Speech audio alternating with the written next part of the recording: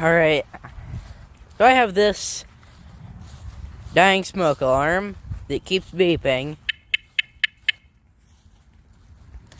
I'm just gonna chuck it in the shed because I don't know what to do with it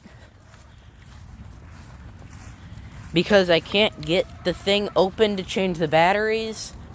I don't even know if we have batteries for it.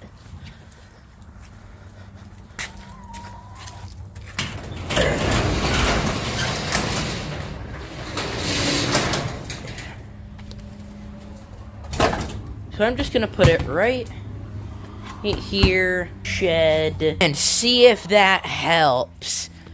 It's been driving me and the dog's insane